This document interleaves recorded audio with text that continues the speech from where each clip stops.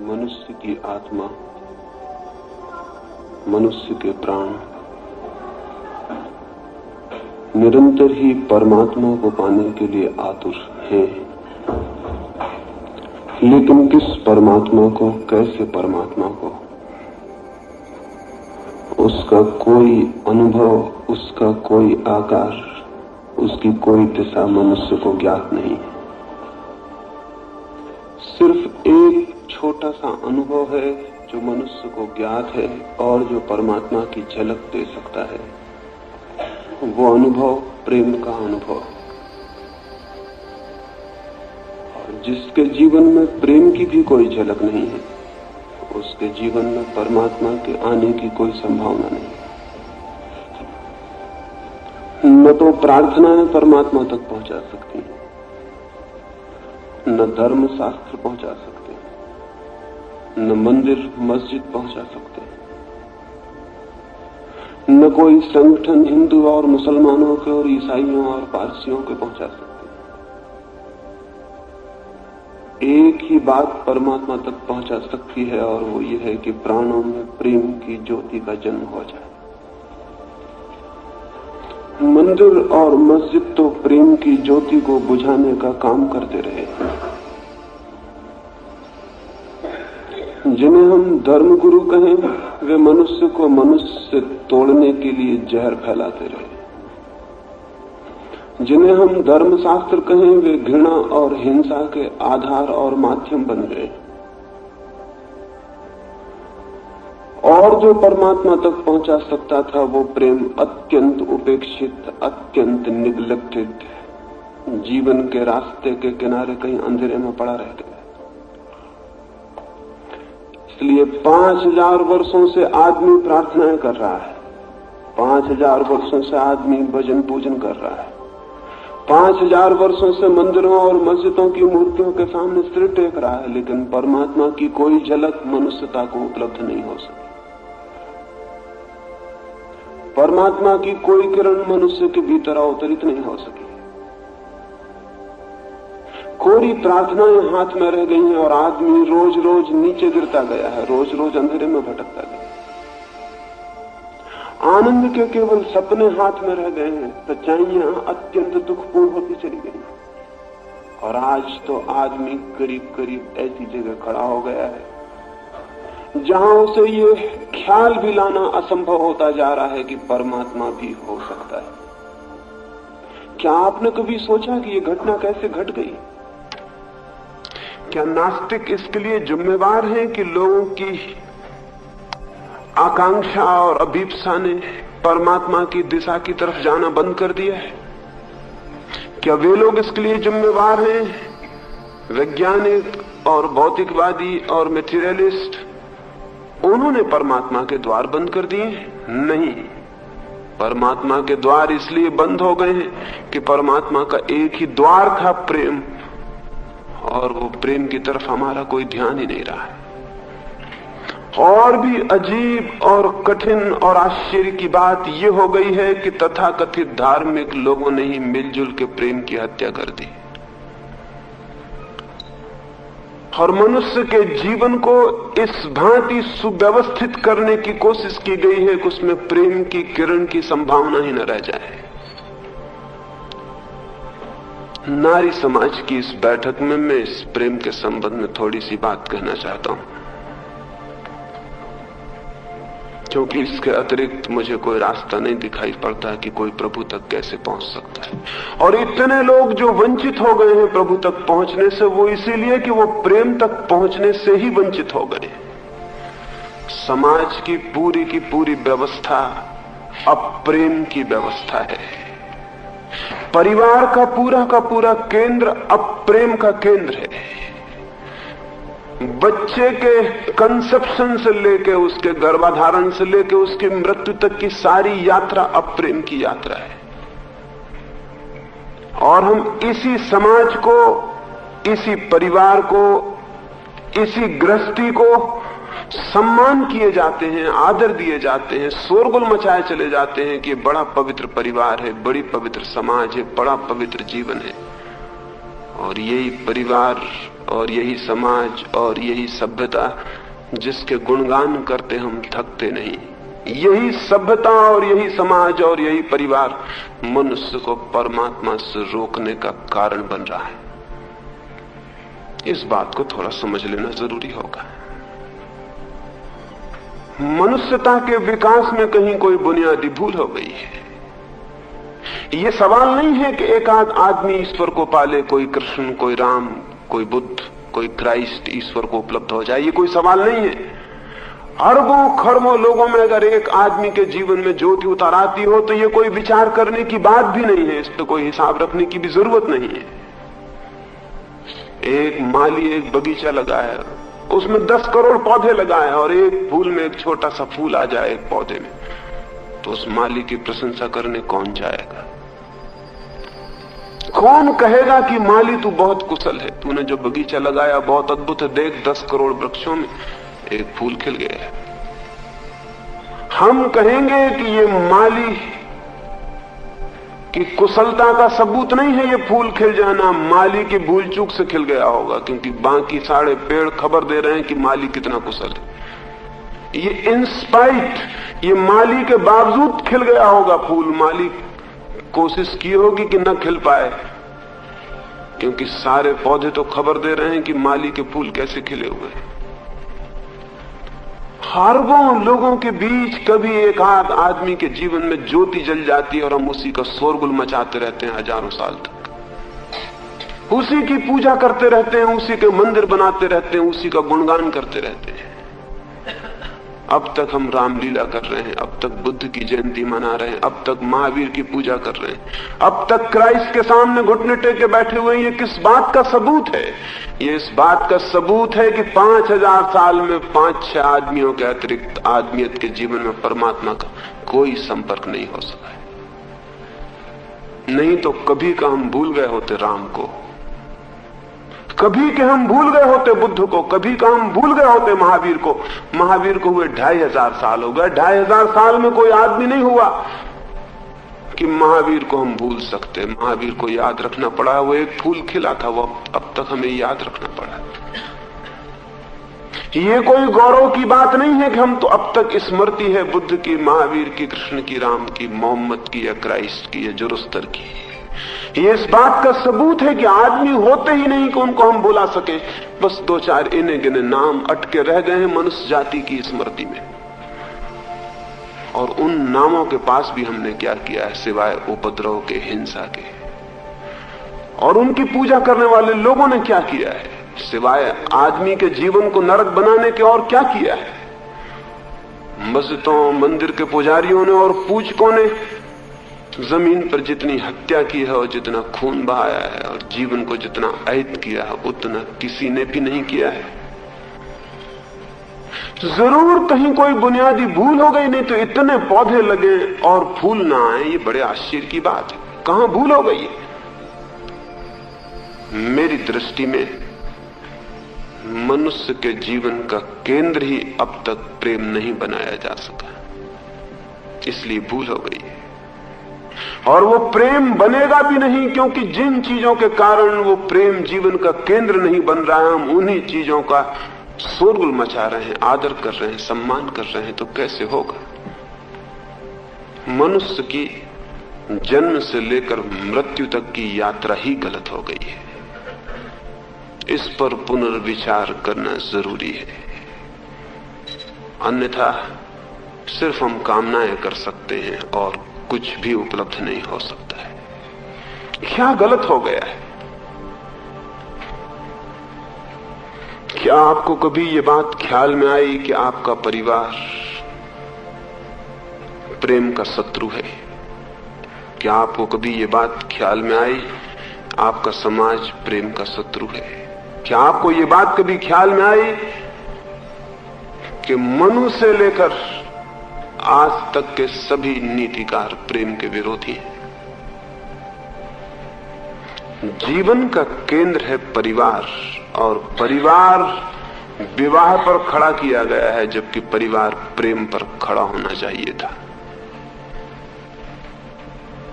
भूल हो गई, आदमी के सारे पारिवारिक विकास की बुनियादी भूल हो गई। परिवार निर्मित होना चाहिए प्रेम के केंद्र पर, और परिवार निर्मित किया जाता है विवाह के केंद्र पर। इससे ज्यादा झूठी और मिथ्या बात नहीं हो सकती। प्रेम और विवाह का क्या संबंध है? प्रेम से तो विवाह निकल सकता है, लेकिन विवाह से प्रेम नहीं निकलता और नहीं निकल सकता है। इस बात को थोड़ा समझ लें तो हम आगे बढ़ सके। प्रेम परमात्मा की व्यवस्था है और विवाह आदमी की व्यवस्था है। विवाह सामाजिक संस्था है, प्रेम प्रकृति का दान है। प्रेम तो प्राणों के किसी कोने में अनजाने अपरिचित पैदा होता है, और विवाह समाज कानून नियमित करता है, स्थिर करता है, बनाता है। विवाह आदमी की इजाद है और प्रेम परमात्मा का दान है। हमने सारे परिवार को विवाह के केंद्र पर खड़ा कर दिया है, प्रेम के केंद्र पर नहीं। हमने ये मान रखा है कि विवाह कर देने से दो व्यक्ति प्रेम की दुनिया में उतर जाएंगे। अद्भुत झूठी बात है, और 5000 वर्षों में भी हमको इसका ख्याल नहीं आ सका। हम अद्भुत अंधे। दो आदमियों को साथ बांध देने से प्रेम के पैदा हो जाने की कोई जरूरत नहीं है, कोई अनिवार्यता नहीं है। बल्कि सच्चाई यह है कि जो लोग बंधा हुआ अनुभव करते हैं वे आपस में प्रेम कभी भी नहीं कर सकते। प्रेम का जन्म होता है स्वतंत्रता में। प्रेम का जन्म होता है स्वतंत्रता की भूमि में, जहां कोई बंधन नहीं है, जहां कोई जबरदस्ती नहीं है, जहां कोई कानून नहीं है।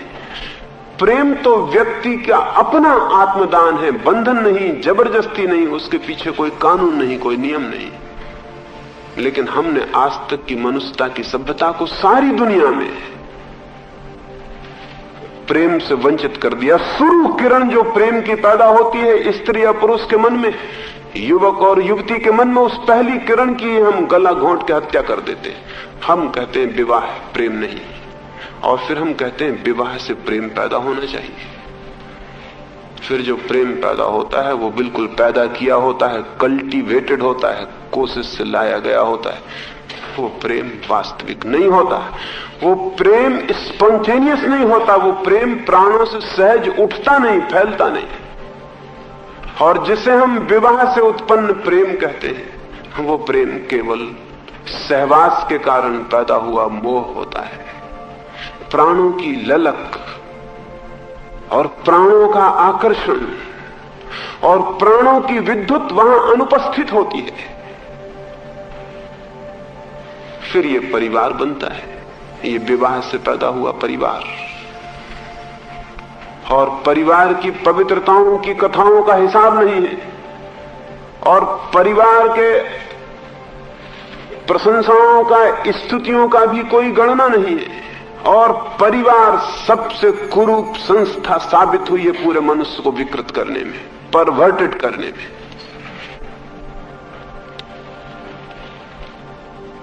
प्रेम से शून्य परिवार मनुष्य को विकृत करने में, अधार्मिक करने में, हिंसक बनाने में सबसे बड़ी संस्था साबित हुई।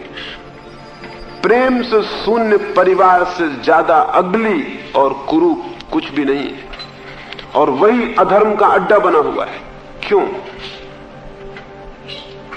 जब एक बार एक युवक और युवती को हम विवाह में बांध देते हैं बिना प्रेम के, बिना आंतरिक परिचय के, बिना एक दूसरों के प्राणों के संगीत के, जब हम केवल धागों में और पंडित के मंत्रों में और वेदी की पूजा में और थोथे उपक्रम में उनको विवाह में बांध देते हैं, और फिर आशा करते हैं उनको सांस छोड़ के कि उनके जीवन में प्रेम पैदा हो जाएगा। प्रेम पैदा नहीं होता, सिर्फ उनके संबंध कामुक होते हैं, सेक्सुअल होते हैं, कोई संबंध नहीं होते। और जब उनका प्रेम पैदा नहीं हो पाता है, क्योंकि प्रेम पैदा किया नहीं जा सकता, प्रेम पैदा हो जाए तो दो व्यक्ति साथ जुड़ के परिवार का निर्माण कर सकते हैं। लेकिन दो व्यक्तियों को परिवार के निर्माण के लिए जोड़ दिया जाए और फिर आशा की जाए कि प्रेम पैदा हो जाए, ये नहीं हो सकता। और जब प्रेम पैदा नहीं होता है तो क्या परिणाम घटित होते हैं आपको पता है। एक एक परिवार कल है, जिसको गृहस्थी हम कहते हैं, वो संघर्ष कलह, द्वेष, ईर्षा और 24 घंटे के उपद्रव का अड्डा बना हुआ है। लेकिन न मालूम हम कैसे अंधे हैं, कैसे हम देखते भी नहीं। बाहर जब हम निकलते हैं तो हम मुस्कुराते हुए निकलते हैं, सब घर के आंसू पहुंच के बाहर आ जाते हैं। पत्नी भी हंसती हुई मालूम पड़ती, पति भी हंसता हुआ मालूम पड़ता है। ये चेहरे झूठे हैं, ये दूसरों को दिखाई पड़ने वाले चेहरे हैं। घरों के भीतर के चेहरे बहुत आंसुओं से भरे हुए हैं। 24 घंटे कलह और संघर्ष में जीवन बीत रहा है। फिर इस कलह और संघर्ष के परिणाम होंगे, 2 परिणाम होंगे। एक तो परिणाम यह होगा कि प्रेम के अतिरिक्त किसी व्यक्ति के जीवन में फुलफिलमेंट, आत्म तृप्ति नहीं उपलब्ध होती। प्रेम जो है वो व्यक्तित्व की तृप्ति का चरम बिंदु है, और जब प्रेम नहीं मिलता तो व्यक्तित्व हमेशा अनफुलफिल्ड, हमेशा अधूरा, बेचैन, तड़पता हुआ, मांग करता हुआ कि मुझे पूर्ति चाहिए, हमेशा बेचैन तड़पता हुआ रह जाता है।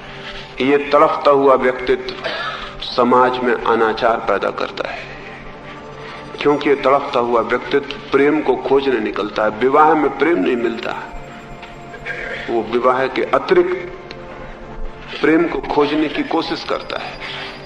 वेश्याएं पैदा होती हैं विवाह के कारण। विवाह है रूट, विवाह है जड़ वेश्याओं के पैदा होने की।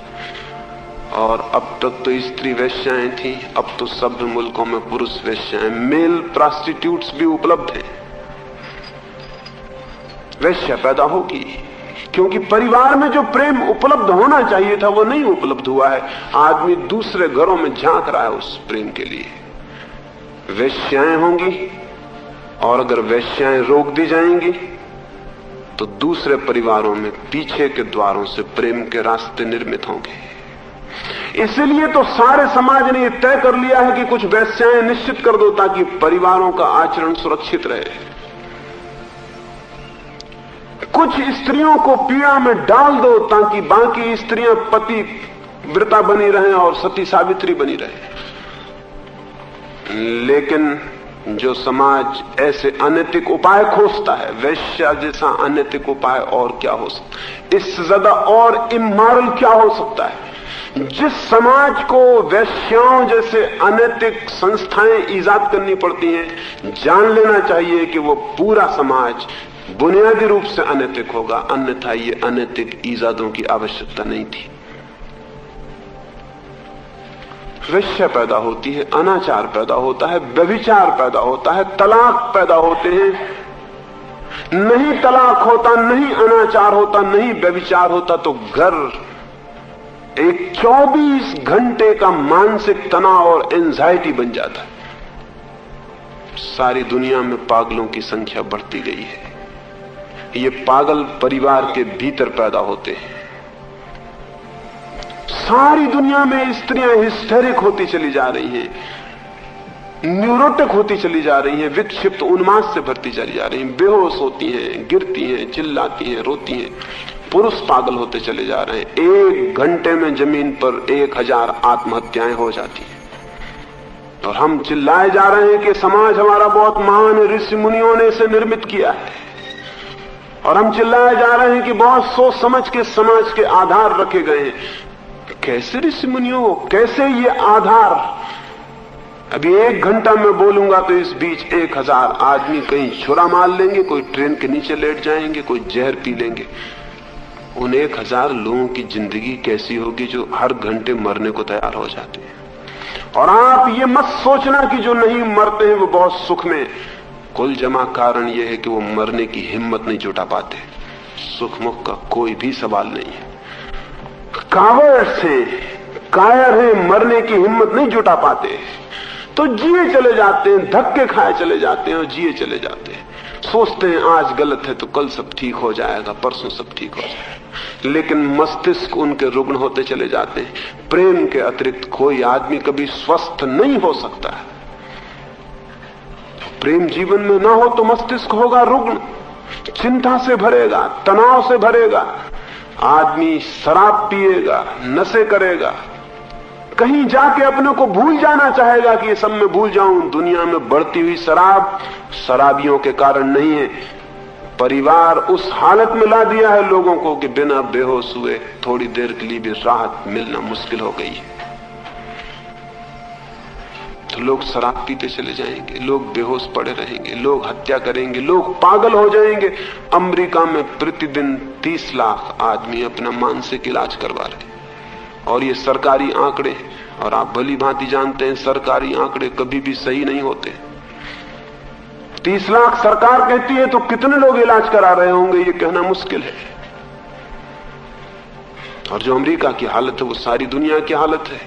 आधुनिक युग के मनस्तत्वविद ये कहते हैं कि करीब करीब 4 आदमियों में 3 आदमी एबनॉर्मल हो गए। 4 आदमियों में 3 आदमी रुग्ण हो गए हैं, स्वस्थ नहीं है। तो जिस समाज में 4 आदमियों में 3 आदमी मानसिक रूप से रुग्ण हो जाते हो, उस समाज की फाउंडेशंस को, उसकी बुनियादों को फिर से सोच लेना जरूरी है।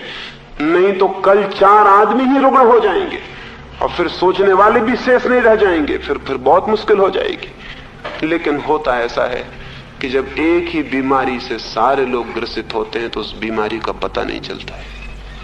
हम सब एक से रुग्ण, बीमार, परेशान, झूठी मुस्कुराहट से भरे हुए, तो हमें बिल्कुल पता नहीं चलता सभी ऐसे हैं, इसलिए एट ईज मालूम पड़ते हैं। जब सभी ऐसे हैं तो ठीक है, ऐसी दुनिया चलती है, यही जीवन है। और जब इतनी पीड़ा दिखाई पड़ती तो हम ऋषि मुनियों के वचन दोहराते हैं कि वो तो ऋषि मुनियों ने पहले कह दिया कि जीवन दुख है। ये जीवन दुख नहीं है, ये दुख हम बनाए हुए हैं। वो तो पहले ही ऋषि मुनियों ने कह दिया है कि जीवन तो असार है, इससे छुटकारा पाना चाहिए।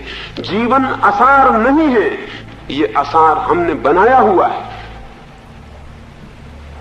और जीवन से छुटकारा पाने की बातें सब 2 कौड़ी की हैं, क्योंकि जो आदमी जीवन से छुटकारा पाने की कोशिश करता है वो प्रभु को कभी उपलब्ध नहीं हो सकता, क्योंकि जीवन प्रभु है, जीवन परमात्मा है। जीवन में परमात्मा ही तो प्रकट हो रहा है। उससे जो भागेगा दूर वो परमात्मा से ही दूर चला जाएगा। लेकिन जब एक ही बीमारी पकड़ती है पता नहीं चलता। एक गांव में ऐसा हुआ, एक जादूगर आया और उसने कुएं में एक पुड़िया डाल दी और कहा कि इस कुएं का जो भी पानी पिएगा वो पागल हो जाए। उस गांव में 2 ही कुएं थे, एक गांव का कुआं था और एक राजा के महल का कुआं था। शाम तक गांव के लोगों को पानी पीना पड़ा, वो सब पागल हो गए। सिर्फ राजा, उसकी रानी, उसके वजीर पागल नहीं हुए, क्योंकि उनका अपना अलग कुआं था। वजीर बहुत खुश थे, रानी बहुत नाचती थी, राजा बहुत प्रसन्न था कि हम बच गए, हमारा अलग कुआं है। लेकिन सांझ होते उन्होंने पता चला कि बच के बड़ी भूल हो गई। सारी राजधानी के लोगों ने महल घेर लिया और वो चिल्लाने लगे कि राजा पागल हो गया, राजा को निकाल बाहर करो। गांव भर पागल हो गया था, उसको राजा पागल मालूम पड़ने लगा। राजा बहुत घबराया, उसने अपने वजीर को कहा अब क्या होगा। उसके सिपाही भी पागल हो गए, उसके सैनिक भी पागल हो गए, उसके पहरेदार भी चिल्ला रहे हैं कि राजा पागल हो गया, इसको निकाल बाहर करो, हमको स्वस्थ राजा चाहिए। वजीर ने कहा अब एक ही रास्ता है कि हम जल्दी से भागें और पीछे के रास्ते से जाकर उस कुएं का पानी पी लें जिसका इन सब लोगों ने पानी पिया है। राजा भागा और जाके उस कुएं का पानी पी लिया। उस रात उस गांव में बड़ा जलसा मनाया गया, एक शोभा यात्रा निकली। सारे गांव के लोग आनंद से नाचने लगे कि राजा का दिमाग ठीक हो गया। और राजा भी पागल हो गया था तो उनको पता चला कि इसका दिमाग ठीक हो गया। जब एक सी बीमारी पकड़ती है तो किसी को पता नहीं चलता, पूरी आदमियत जड़ से रुग्ण है इसलिए पता नहीं चलता। फिर हम दूसरी तरकीबें खोजते हैं इलाज की। कॉजेलिटी जो है, बुनियादी कारण जो उसको सोचते नहीं, ऊपरी इलाज सोचते हैं।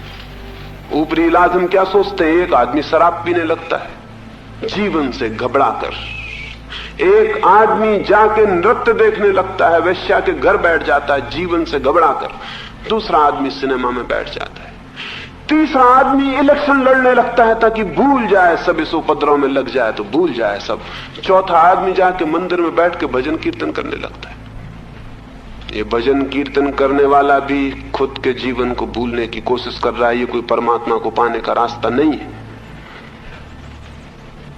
परमात्मा तो जीवन में प्रवेश से उपलब्ध होता है, जीवन से भागने से नहीं। ये सब एस्केप है, कि एक आदमी मंदिर में भजन कीर्तन कर रहा है, हिलडुल रहा है, हम कह रहे हैं भक्त जी बहुत आनंदित हो रहे हैं। भक्त जी आनंदित नहीं हो रहे हैं, भक्त जी किसी दुख से भागे हुए हैं, उसको भुलाने की कोशिश कर रहे हैं। शराब का ही ये दूसरा रूप है, ये स्पिरिचुअल इंटॉक्सिकेशन है। ये अध्यात्म के नाम से नई शराबें जो सारी दुनिया में चलती हैं। इन लोगों ने जीवन से भाग भाग के जिंदगी को बदला नहीं आज तक। जिंदगी वैसी की वैसी दुख से भरी हुई है। और जब भी कोई दुखी हो जाता है वो भी इनके पीछे चला जाता है कि हमको भी गुरु मंत्र दे दें, हमारा कान भी फूंक दें कि हम भी इसी तरह सुखी हो जाएं जैसे आप हो गए हो। लेकिन वो जिंदगी क्यों दुख पैदा कर रही है, इसको देखने के लिए, इसके विज्ञान को खोजने के लिए कोई भी जाता नहीं है। मेरी दृष्टि में जहां से शुरुआत होती है जीवन की, वहीं कुछ गड़बड़ हो गई है। और वो गड़बड़ ये हो गई है कि हमने मनुष्य जाति को प्रेम की जगह विवाह से थोप दिया है।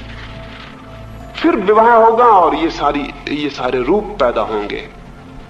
और जब दो व्यक्ति एक दूसरे से बंध जाते हैं और उनके जीवन में कोई शांति और तृप्ति नहीं मिलती, तो वो दोनों एक दूसरे पर क्रुद्ध हो जाते हैं कि तेरे कारण मुझे शांति नहीं मिल पा रही है। वो कहता है तेरे कारण मुझे शांति नहीं मिल पा रही।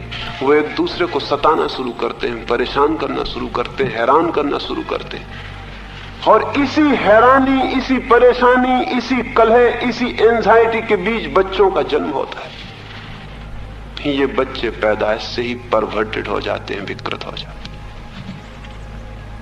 हैं। मेरी समझ में, मेरी दृष्टि में, किसी दिन जब मनुष्य जाति आदमी के पूरे विज्ञान पर, आदमी की तो पूरी साइंस भी खड़ी नहीं हो सकी कि आदमी कैसा स्वस्थ और शांत हो, भजन कीर्तन के विज्ञान नहीं है। जिस दिन आदमी पूरी तरह आदमी के विज्ञान को विकसित करेगा तो शायद आपको पता लगे कि दुनिया में बुद्ध, कृष्ण और क्राइस्ट जैसे लोग शायद इसीलिए पैदा हो सके कि उनके माँ बाप ने जिस क्षण में संभोग किया था, उनके माँ बाप अपूर्व प्रेम से संयुक्त हुए थे। वो प्रेम के क्षण में कंसेप्शन हुआ था। ये किसी दिन, जिस दिन जनन विज्ञान पूरा विकसित होगा, उस दिन शायद ये हमको पता चलेगा कि जो दुनिया में थोड़े से अद्भुत लोग हुए हैं, शांत, आनंदित, प्रभु को उपलब्ध, वे ही लोग हैं जिनका पहला अणु प्रेम की दीक्षा से उत्पन्न हुआ था, जिनका पहला जीवन अणु प्रेम में सरोबोर पैदा हुआ था। पति और पत्नी कलह से भरे हुए हैं, क्रोध से, ईर्ष्या से, एक दूसरे के प्रति संघर्ष से, अहंकार से, एक दूसरे की छाती पर चढ़े हुए पजस कर रहे हैं, एक दूसरे के मालिक बनना चाह रहे हैं, एक दूसरे को डोमिनेट करना चाह रहे हैं। इसी बीच उनके बच्चे पैदा हो रहे हैं। ये बच्चे किसी आध्यात्मिक जन्म में कैसे प्रवेश कर पाएंगे? मैंने सुना है एक घर में एक माँ अपने बेटे, छोटे बेटे और अपनी छोटी बेटी को, वो दोनों बेटे और बेटी बाहर मैदान में लड़ रहे थे, एक दूसरे को घूंसेबाजी कर रहे थे। उस माँ ने उनसे कहा कि अरे ये क्या करते हो, कितनी बार मैंने समझाया है कि लड़ो मत करे, आपस में लड़ो मत। उस लड़की ने कहा mummy we are not fighting, we are playing mummy and daddy. हम लड़ नहीं रहे हैं, हम तो मम्मी डैडी का खेल कर रहे हैं। हम लड़ नहीं रहे हैं, हम तो मम्मी डैडी का खेल दोहरा रहे हैं। जो घर में रोज हो रहा है वो हम दोहरा रहे हैं। ये खेल जन्म के क्षण से शुरू हो जाता है। इस संबंध में 2-4 बातें समझ लेनी बहुत जरूरी है।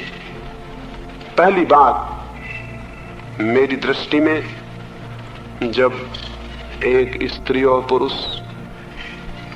परिपूर्ण प्रेम के आधार पर मिलते हैं, उनका संभोग होता, उनका मिलन होता, तो उस परिपूर्ण प्रेम के तल पर उनके शरीर ही नहीं मिलते हैं, उनका मनस भी मिलता है, उनकी आत्मा भी मिलती है।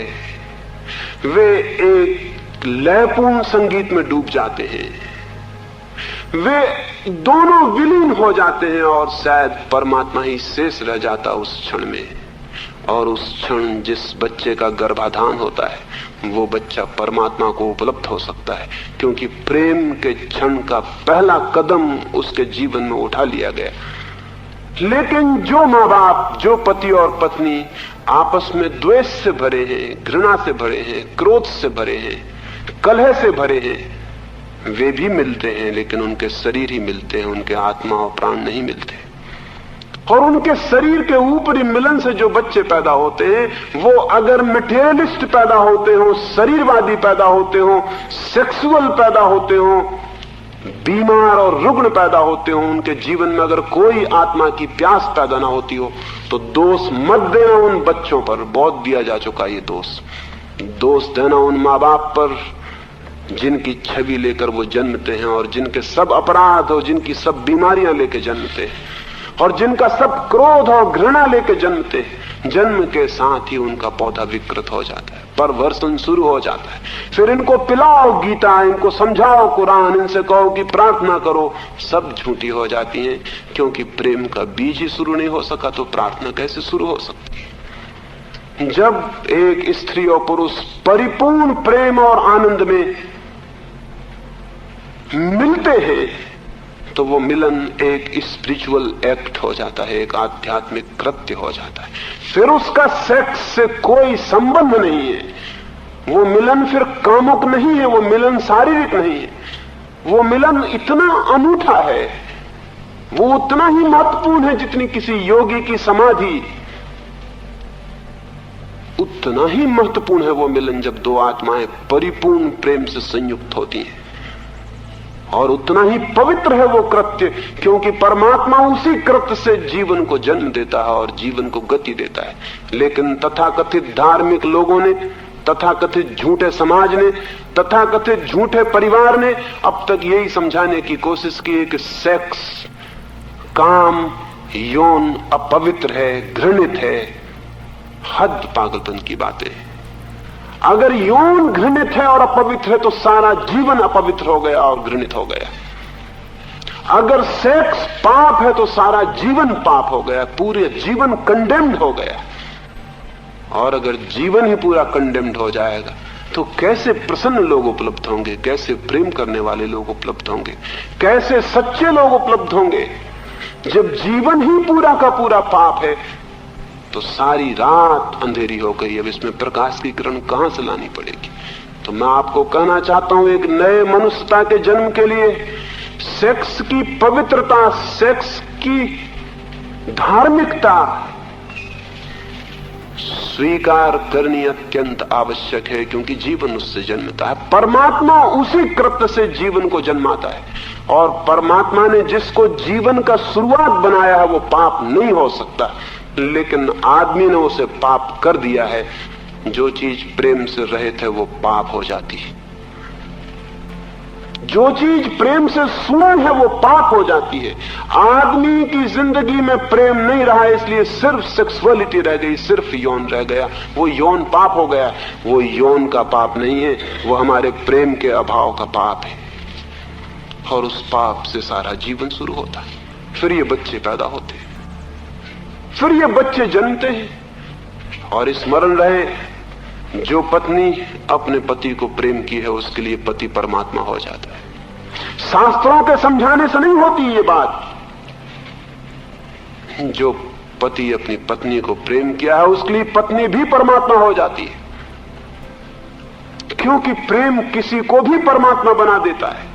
जिसकी तरफ मेरी आंखें प्रेम से उठती हैं वही परमात्मा हो जाता है। परमात्मा को कोई और अर्थ नहीं है। प्रेम की आंख सारे जगत में धीरे धीरे परमात्मा को देखने लगती, लेकिन जो एक में ही नहीं देख पाता वो सारे जगत में देखने की बातें करता हो तो वो बातें झूठी हैं, उन बातों का कोई आधार और अर्थ नहीं है। रामानुज एक गांव में गए थे, और उस गांव में एक युवक उनके पास आया और कहने लगा मुझे परमात्मा को पाना है। रामानुज ने उसे नीचे से ऊपर तक देखा और कहा तूने कभी प्रेम किया है? वो युवक कहने लगा प्रेम, ऐसी सांसारिक बातों से मैं हमेशा दूर रहा हूं, मैंने कभी कोई प्रेम नहीं किया, मुझे तो परमात्मा को पाना है। रामानुज ने कहा थोड़ा सोच के देख, कभी किसी को प्रेम किया हो, किसी को भी? उसने कहा आप क्यों प्रेम की बातें कर रहे हैं? मैंने कभी किसी को प्रेम नहीं किया, मुझे तो परमात्मा को पाने का रास्ता बताइए। रामानुज की आंखों में आंसू आ गए और उन्होंने कहा मेरे बेटे तू किसी और के पास जा, मैं तुझे परमात्मा का रास्ता न बता सकूंगा, क्योंकि जिसने कभी एक को भी प्रेम नहीं किया उसके जीवन में परमात्मा की कोई शुरुआत ही नहीं हो सकती, क्योंकि प्रेम के ही क्षण में पहली दफा कोई व्यक्ति परमात्मा हो जाता है। वो पहली झलक है प्रभु की। फिर उसी झलक को आदमी बढ़ाता है, बढ़ाता है, बढ़ाता है। एक दिन वो झलक पूरी हो जाती, सारा जगत उसी रूप में रूपांतरित हो जाता है। लेकिन जिसने पानी की बूंद नहीं देखी वो कहता है मुझे सागर चाहिए। वो कहता है पानी की बूंद को मुझसे कोई मतलब नहीं, पानी की बूंद का मैं क्या करूंगा, मुझे तो सागर चाहिए। उससे हम कहेंगे कि तूने पानी की बूंद भी नहीं देखी, पानी की बूंद भी नहीं पा सका और सागर पाने चल पड़ा है, तो तू पागल है। क्योंकि सागर क्या है? पानी की अनंत बूंदों का जोड़ है। परमात्मा क्या है? प्रेम की अनंत बूंदों का जोड़ है। तो प्रेम की एक बूंद अगर निंदित है तो हो गया पूरा परमात्मा निंदित। फिर हमारे झूठे परमात्मा खड़े होंगे, मूर्तियां खड़ी होंगी, पूजा पाठ होगा, सब बकवास होगी, लेकिन हमारे प्राणों का कोई अंतर संबंध उससे नहीं हो सकता। लेकिन और ये भी ध्यान में रख लेना जरूरी है कि जब कोई स्त्री अपने पति को प्रेम करती, अपने प्रेमी को प्रेम करती और प्रेम के कारण उससे बंधती है, समाज के कारण नहीं, उनका विवाह, उनका सहवास प्रेम से निकलता है, तो ही वो मां बन पाती है ठीक अर्थों में। बच्चे पैदा कर लेने से कोई मां नहीं बनता। मां बनने का अर्थ बच्चे पैदा करना नहीं। बच्चे पैदा कर लेने से कोई मां नहीं बन जाता।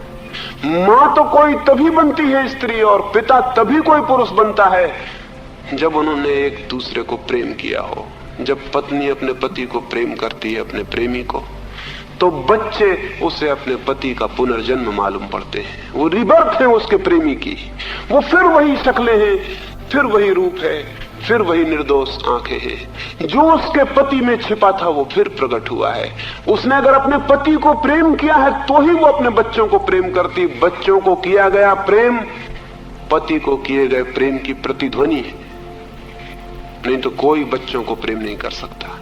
मां बच्चों को प्रेम नहीं कर सकती जब तक उसने अपने पति को न चाहा हो पूरे प्राणों से, क्योंकि वो बच्चे उसके पति की प्रतिकृतियां हैं, वो उसकी प्रतिध्वनियां हैं, वो उसकी इकोज है। ये पति ही फिर वापस लौट आया है, फिर वापस लौट आया है। ये नया जन्म है उसके पति का।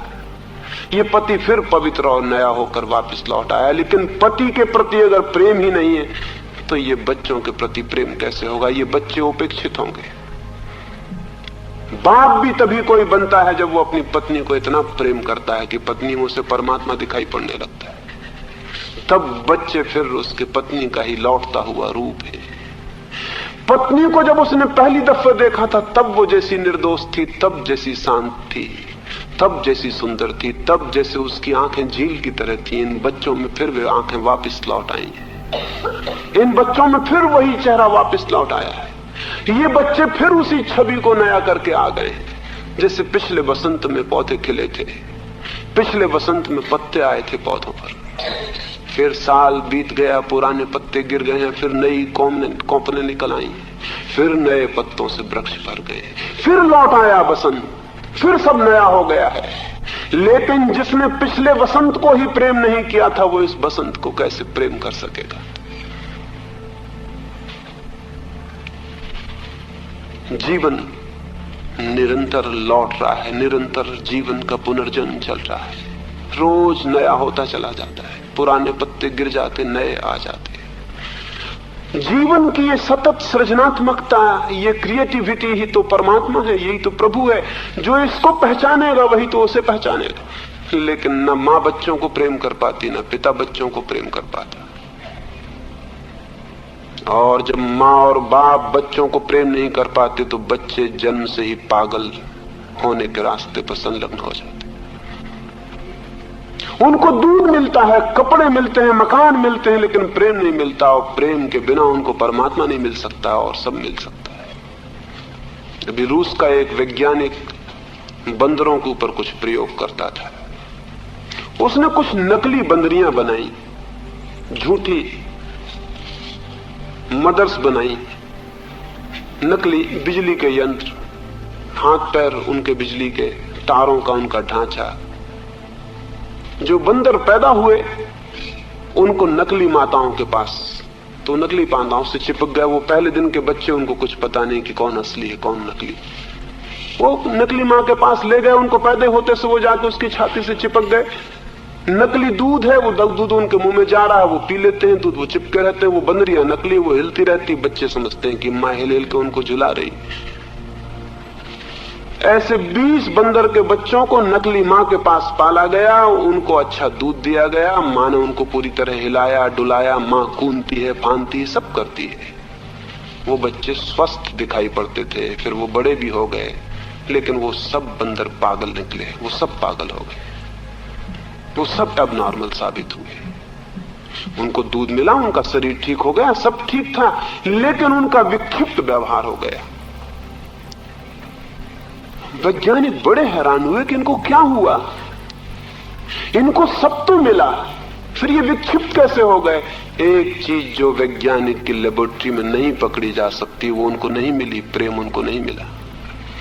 और जो उन 20 बंदरों की हालत हुई वो 3.5 करोड़ मनुष्यों की हो रही। झूठी मां मिलती है, झूठा बाप मिलता है, नकली मां हिलाती रहती, नकली बाप हिलाता रहता, और ये बच्चे विक्षिप्त हो जाते हैं। फिर इनको हम कहते हैं ये शांत नहीं होते, ये अशांत होते चले जा रहे हैं, ये छुरेबाजी करते हैं, ये लड़कियों पे एसिड फेंकते हैं, ये कॉलेज में आग लगाते हैं, बस पे पत्थर फेंकते हैं, ये मास्टर को मारते हैं। मारेंगे, मारे बिना इनका कोई रास्ता नहीं। अभी थोड़ा थोड़ा मारते हैं, कल और ज्यादा मारेंगे।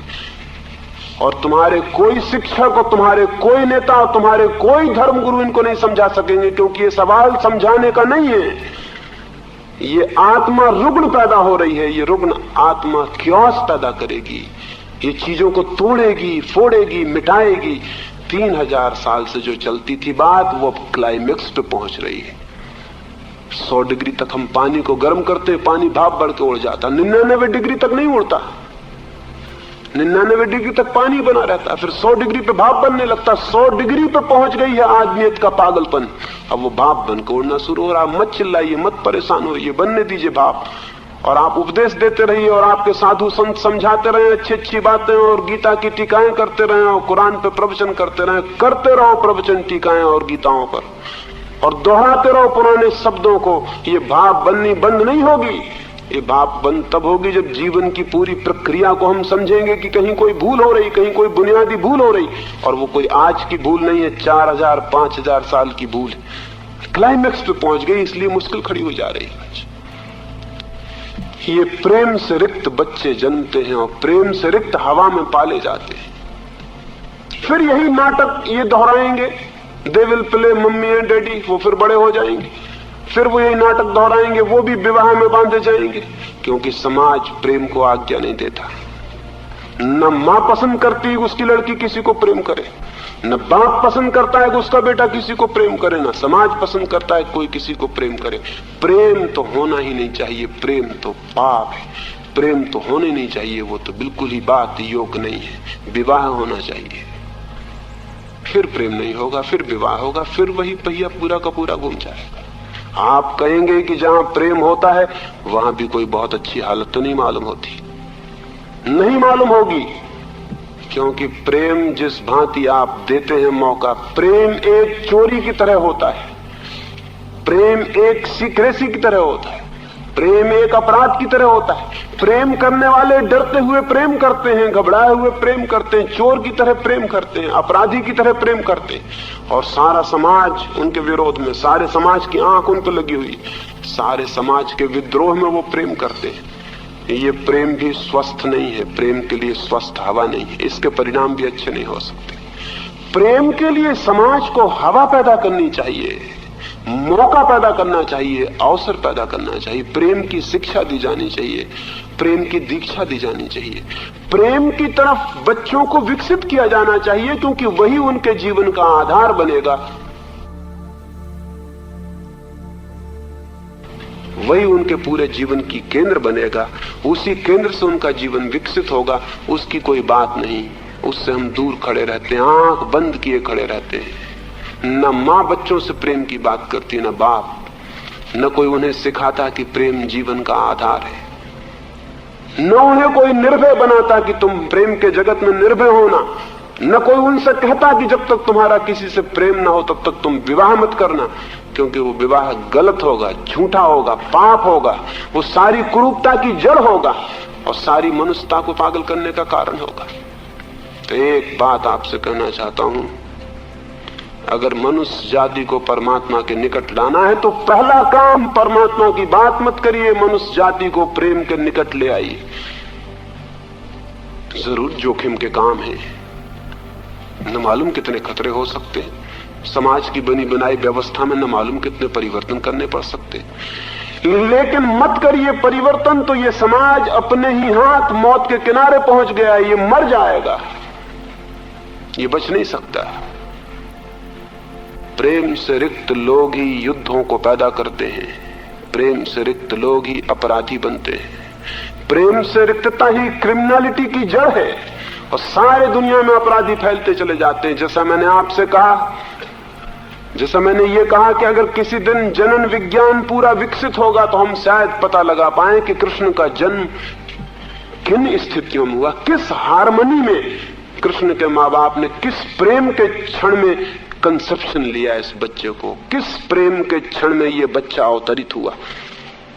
तो शायद हमें दूसरी तरफ ये भी पता चल जाए कि हिटलर किस अप्रेम के क्षण में पैदा हुआ होगा, मुसोलिनी किस क्षण में पैदा हुआ होगा, तैमूर लंग चंगेज खान किस अवसर पर पैदा हुए होंगे। हो सकता है ये पता चले कि चंगेज खान दो संघर्ष, घृणा और क्रोध से भरे माँ बाप से पैदा हुआ हो, जिंदगी भर फिर वो क्रोध से भरा हुआ है, वो जो ओरिजिनल मोमेंटम है क्रोध का वो उसको जिंदगी भर दौड़ाए चला जा रहा है। चंगेज खान जिस गांव में गया लाखों लोगों को कटवा दिया, तैमूर लंग जिस राजधानी में गया 10,000 बच्चों की गर्दनें कटवा देता, भालों में छिदवा देता, जुलूस निकलता तो 10,000 बच्चों की गर्दनें लटकी हुई हैं भालों के ऊपर, पीछे तैमूर लंग जा रहा है। लोग पूछते ये तुम क्या करते हो, तो तैमूर लंग कहता ताकि लोग याद रखें कि तैमूर कभी इस नगरी में आया था। इस पागल को कोई याद रखवाने की और कोई बात याद नहीं पड़ती थी। हिटलर ने जर्मनी में 60 लाख यहूदियों की हत्या की, 500 यहूदी रोज मारता रहा। स्टालिन ने रूस में 60 लाख लोगों की हत्या की। जरूर इनके जन्म के साथ कोई गड़बड़ हो गई, जरूर ये जन्म के साथ ही पागल पैदा हुए, न्यूरोसिस इनके जन्म के साथ इनके खून में आई और फिर वो इनको फैलाती चली गई। और पागलों में बड़ी ताकत होती है और पागल कब्जा कर लेते हैं और पागल दौड़ के हावी हो जाते हैं धन पर, पद पर, यश पर और सारी दुनिया को विकृत करते हैं। पागल ताकतवर होता है। ये जो पागलों ने दुनिया बनाई है, ये दुनिया तीसरे महायुद्ध के करीब आ गई। सारी दुनिया मरेगी। पहले महायुद्ध में 3.5 करोड़ लोगों की हत्या की गई, दूसरे महायुद्ध में 7.5 करोड़ लोगों की हत्या की गई। अब तीसरे में कितनी की जाएगी? मैंने सुना है आइंस्टीन जब मर के भगवान के घर पहुंच गया तो भगवान ने आइंस्टीन से पूछा कि मैं बहुत घबराया हुआ हूं, तीसरे महायुद्ध के संबंध में कुछ बताओ, क्या होगा? आइंस्टीन ने कहा तीसरे के बाबत कहना मुश्किल है, मैं चौथे के संबंध में कुछ जरूर बता सकता हूं। हाँ, भगवान ने कहा तीसरे के बाबत नहीं बता सकते, चौथे के बाबत कैसे बताओगे? आइंस्टीन ने कहा एक बात बता सकता हूं चौथे के बाबत कि चौथा महायुद्ध कभी नहीं होगा, क्योंकि तीसरे में सब आदमी समाप्त हो जाएंगे, चौथे के होने की कोई संभावना नहीं। और तीसरे के बाबत कुछ भी कहना मुश्किल है। 3.5 अरब पागल आदमी क्या करेंगे तीसरे महायुद्ध में? कुछ नहीं कहा जा सकता क्या स्थिति होगी। प्रेम से वियुक्त मनुष्य एकमात्र दुर्घटना है। तो मैं अंत में ये बात निवेदन करना चाहता हूं। मेरी बातें बड़ी अजीब लगी होंगी क्योंकि ऋषि मुनि इस तरह की बातें करते ही नहीं। मेरी बात बहुत अजीब लगी होगी क्योंकि आपने सोचा होगा कि मैं भजन कीर्तन का कोई नुस्खा बताऊंगा। आपने सोचा होगा कि मैं कोई माला फेरने की तरकीब बताऊंगा। आपने सोचा होगा मैं कोई आपको ताबीज दे दूंगा जिसको बांध के आप परमात्मा से मिल जाएं। ऐसी कोई बात मैं आपको नहीं बता सकता हूं। ऐसे बताने वाले सब बेईमान धोखेबाज हैं। समाज को उन्हीं ने बर्बाद किया है। समाज की जिंदगी को समझने के लिए उसके मनुष्य के पूरे विज्ञान को समझना जरूरी है। परिवार को, दंपति को, समाज को, उसकी पूरी पूरी व्यवस्था को समझना जरूरी है कि कहीं क्या गड़बड़ हो रहा है। वो गड़बड़ के बाबत एक ही बात मैंने आपसे कही, जान के मैंने कही क्योंकि ये स्त्रियों की सभा थी। जान के मैंने ये कही क्योंकि स्त्रियां परिवार का, समाज का केंद्र है। उनके हाथ में बड़ी ताकत है, उनके हाथ में पूरी जिंदगी है। वे पत्नियां भी हैं, वे मां भी हैं, वे बहन भी हैं। वे एक बहुत बड़े घेरे पर उनके प्रेम का प्रभाव पड़ेगा। अगर सारी दुनिया की स्त्रियां ये तय कर लें कि हम पृथ्वी को एक प्रेम का घर बनाएंगे, झूठे विवाह का नहीं, हाँ प्रेम से विवाह निकले, वो सच्चा विवाह होगा। हम सारी दुनिया को प्रेम का एक घर बनाएंगे। कितनी ही कठिनाई होगी, मुश्किलें होंगी, अव्यवस्था होगी, उसको संभालने का हम कोई उपाय खोजेंगे, विचार करेंगे।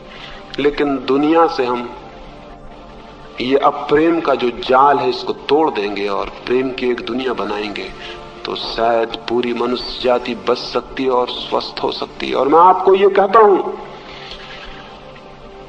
कि अगर सारे जगत में प्रेम के केंद्र पर परिवार बन जाए तो सुपरमैन की जो कल्पना हजारों वर्षों से रही है आदमी को महामानव की, वो नीत्शे कल्पना करता है और अरविंद कल्पना करते हैं, वो कल्पना पूरी हो सकती है। लेकिन न तो अरविंद की प्रार्थनाओं से और न नीत्शे के द्वारा पैदा किए गए फैसिज्म से। वो सपना पूरा हो सकता है अगर पृथ्वी पर हम प्रेम की प्रतिष्ठा को वापस लौटा लाएं, अगर प्रेम जीवन में वापस लौट आए, सम्मानित हो जाए, आदर से भर जाए, अगर प्रेम एक आध्यात्मिक मूल्य ले ले, तो नए मनुष्य का निर्माण हो सकता है, नई संतति का, नई पीढ़ियों का, नए आदमी का। और वो आदमी, वो बच्चा, वो भ्रूण जिसका पहला अणु प्रेम से जन्मे, विश्वास किया जा सकता है, आश्वासन किया जा सकता है कि उसकी अंतिम श्वास परमात्मा में निकलेगी। प्रेम है प्रारंभ, परमात्मा है अंत। वो अंतिम सीढ़ी है। जो प्रेम को नहीं पाता वो परमात्मा को तो पा ही नहीं सकता। ये इम्पॉसिबिलिटी है, ये असंभावना है। लेकिन जो प्रेम में दीक्षित हो जाता है और प्रेम में विकसित होता है और प्रेम की श्वासों में पलता है और प्रेम के फूल जिसकी श्वास श्वास बन जाते हैं और प्रेम जिसका अणु अणु बन जाता है, और जो प्रेम में बढ़ता जाता है, बढ़ता जाता है, एक दिन वो पाता है कि प्रेम की जिस गंगा में चला था वो गंगा अब किनारे छोड़ रही है और सागर बन रही है। एक दिन वो पाता है कि गंगा के किनारे मिटते जाते हैं और अनंत सागर आ गया सामने। छोटी सी गंगा की धार थी गंगोत्री में, बड़ी छोटी सी प्रेम की धार होती है शुरू में, फिर वो बढ़ती है, फिर वो बड़ी होती है, फिर वो पहाड़ों मैदानों को पार करती है। फिर एक वक्त आता है कि किनारे छूटने लगते हैं। जिस दिन प्रेम के किनारे छूट जाते हैं उसी दिन प्रेम परमात्मा बन जाता है। जब तक प्रेम के किनारे होते तब तक वो परमात्मा नहीं होता। गंगा नदी होती है जब तक कि वो जमीन के किनारों से बंधी होती है, फिर किनारे छूटते हैं और सागर से मिल जाती, फिर वो परमात्मा से मिल जाती है। प्रेम की सरिता और परमात्मा का सागर है। लेकिन हम प्रेम की सरता ही नहीं, हम प्रेम की नदियां ही नहीं, और हम बैठे हैं हाथ पैर जोड़े और प्रार्थना कर रहे हैं कि हमको भगवान चाहिए। जो सरिता नहीं है वो सागर को कैसे पाएगा? सारी मनुष्य जाति के लिए एक पूरा आंदोलन चाहिए। पूरी मनुष्य जाति के आमूल परिवर्तन की जरूरत है। पूरा परिवार बदलने की जरूरत है। बहुत कुरूप है हमारा परिवार, वो बहुत सुंदर हो सकता है, लेकिन प्रेम के केंद्र पर पूरे समाज को बदलने की जरूरत है। और तब एक धार्मिक मनुष्यता जरूर पैदा हो सकती। प्रेम प्रथम, परमात्मा अंतिम। और क्यों प्रेम परमात्मा पर पहुंच जाता है? क्योंकि प्रेम है बीज और परमात्मा है वृक्ष। प्रेम का बीज ही फिर फूटता है और वृक्ष बन जाता है। सारी दुनिया की स्त्रियों से मेरा कहने का ये मन होता है, और खासकर स्त्रियों से, क्योंकि पुरुष के लिए प्रेम और बहुत सी जीवन की दिशाओं में एक दिशा है, स्त्री के लिए प्रेम अकेली दिशा है। पुरुष के लिए प्रेम और बहुत से जीवन आयामों में एक आयाम है, एक डायमेंशन है, उसके और डायमेंशन भी है व्यक्तित्व के, लेकिन स्त्री का एक ही डायमेंशन है, एक ही दिशा है, वो प्रेम है। स्त्री पूरी प्रेम है, पुरुष प्रेम भी है और दूसरी चीजें भी है। अगर स्त्री का प्रेम विकसित हो और वो समझे प्रेम की कीमिया, प्रेम की केमिस्ट्री, और बच्चों को दीक्षा दे प्रेम की शिक्षा में, और प्रेम के आकाश में उठने के लिए उनके पंखों को मजबूत करे। अभी तो हम काट देते हैं पंख, जमीन पे सर को विवाह की, प्रेम के आकाश में मत उड़ना। जरूर आकाश में उड़ना जोखम का होता है, जमीन पे चलना जोखम का नहीं होता, लेकिन जो जोखम नहीं उठाते वो जमीन पर रेंगने वाले कीड़े हो जाते हैं, और जो जोखम उठाते हैं वो दूर अनंत आकाश में उड़ने वाले बाज पक्षी सिद्ध होते हैं। आदमी रेंगता हुआ कीड़ा हो गया। कोई भी जोखम मत उठाना, कोई रिस्क नहीं, कोई डेंजर नहीं, कोई खतरा मत उठाना। अपना घर का दरवाजा बंद करो, जमीन पे सरको, आकाश में मत उड़ना। प्रेम की जोखम सिखाएं, प्रेम का खतरा सिखाएं, प्रेम का अभय सिखाएं, और प्रेम के आकाश में उड़ने के लिए उनके पंखों को मजबूत करें छोटे बच्चों के, और चारों तरफ जहां भी प्रेम पर हमला होता हो उसके खिलाफ खड़े हो जाएं। प्रेम को मजबूत करें, ताकत दें। प्रेम के जितने दुश्मन खड़े हैं दुनिया में, नीति शास्त्री खड़े हुए हैं, थोते हैं वो नीति शास्त्री, क्योंकि प्रेम के विरोध में जो है वो क्या नीति शास्त्री होगा। साधु सन्यासी खड़े हैं, क्योंकि वो कहते हैं ये सब पाप है, ये सब बंधन है, इसको छोड़ो, परमात्मा की तरफ चलो। जो आदमी कहता है प्रेम को छोड़ के परमात्मा की तरफ चलो, वो परमात्मा का शत्रु है, क्योंकि प्रेम के अतिरिक्त परमात्मा तक जाने का कोई रास्ता ही नहीं। बड़े बूढ़े खड़े, उनका अनुभव कहता है कि प्रेम खतरा है। अनुभवी लोगों से जरा सावधान रहना, क्योंकि जिंदगी में कभी कोई नया रास्ता वो नहीं बनने देते हैं। वो कहते पुराने रास्ते का हमें अनुभव है, हम पुराने रास्ते पे चले हैं, उसी पे सबको चलना चाहिए।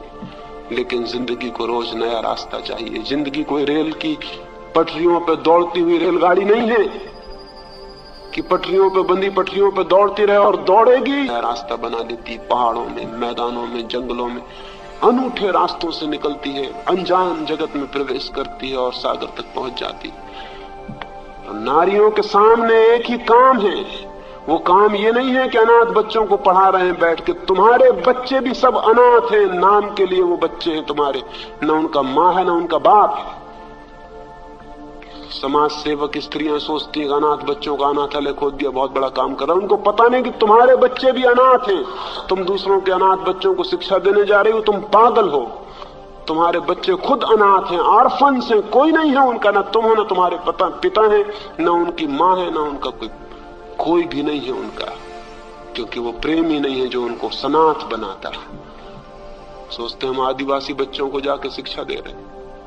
तुम आदिवासी बच्चों को शिक्षा दो, तुम्हारे बच्चे धीरे धीरे आदिवासी हुए चले जा रहे हैं। बीटल हैं, बीटनिक हैं, फला हैं, टिका हैं, ये फिर से आदमी के आदिवासी होने की शक्लें।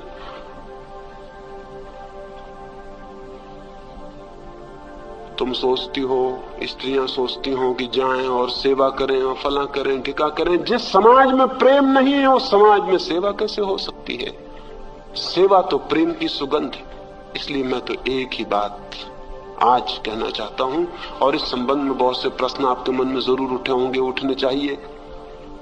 तो अगर आपने चाहा तो मैं दोबारा आपके सारे प्रश्नों के उत्तर देना चाहूंगा। आज तो सिर्फ एक धक्का आपको दे देना चाहता हूं कि आपके भीतर चिंतन शुरू हो जाए।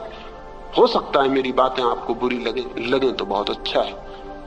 हो सकता है मेरी बातों से आपको चोट लगे, तिलमिलाहट पैदा हो। भगवान करे जितनी ज्यादा हो जाए उतना अच्छा है, क्योंकि कुछ सोच विचार पैदा होगा। हो सकता है मेरी सब बातें गलत हों, इसलिए मेरी बात मान लेने की कोई भी जरूरत नहीं है। लेकिन मैंने जो कहा उस पर आप सोचना। मैं फिर दोहरा देता हूं, 2-4 सूत्रों में मैंने क्या कहा और अपनी बात पूरी किए देता हूं। आज तक का मनुष्य का समाज प्रेम के केंद्र पर निर्मित नहीं है, इसीलिए विक्षिप्तता है, इसलिए पागलपन है, इसलिए युद्ध है, इसलिए आत्महत्याएं हैं, इसलिए अपराध है।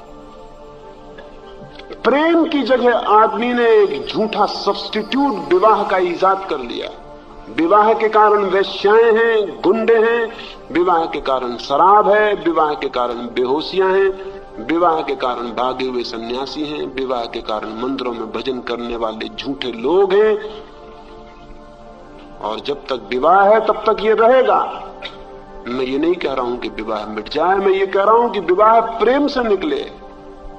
विवाह से प्रेम नहीं निकलता है, प्रेम से विवाह निकले तो शुभ है। और विवाह से प्रेम को निकालने की कोशिश की जाए तो ये प्रेम झूठा होगा, क्योंकि जबरदस्ती कभी भी कोई प्रेम नहीं निकाला जा सकता है। प्रेम या तो निकलता है या नहीं निकलता, जबरदस्ती नहीं निकाला जा सकता है। तीसरी बात मैंने ये कही कि जो माँ बाप प्रेम से भरे हुए नहीं हैं, उनके बच्चे जन्म से ही विकृत, परवर्टेड, एबनॉर्मल, रुग्ण और बीमार पैदा होंगे। मैंने ये कहा कि जो माँ बाप, जो पति पत्नी, जो प्रेमी युगल प्रेम के संभोग में लीन नहीं होते हैं, वे केवल उन बच्चों को पैदा करेंगे जो शरीरवादी होंगे, भौतिकवादी होंगे, जिनके जीवन की आंख पदार्थ के ऊपर कभी नहीं उठेगी, जो परमात्मा को देखने के लिए अंधे पैदा होंगे। आध्यात्मिक रूप से अंधे बच्चे हम पैदा कर रहे हैं। मैंने आपसे ये कहा, चौथी बात कि माँ बाप अगर एक दूसरे को प्रेम करते हैं तो ही वो बच्चों के माँ बनेंगे, बाप बनेंगे, क्योंकि बच्चे उनकी ही प्रतिध्वनियां हैं। वे आया हुआ नया बसंत है, वे फिर से जीवन के दरख्त पे लगी हुई कोपले। लेकिन जिसने पुराने बसंत को प्रेम नहीं किया, वो नए बसंत को कैसे प्रेम करे। और मैंने अंतिम बात आपसे ये कही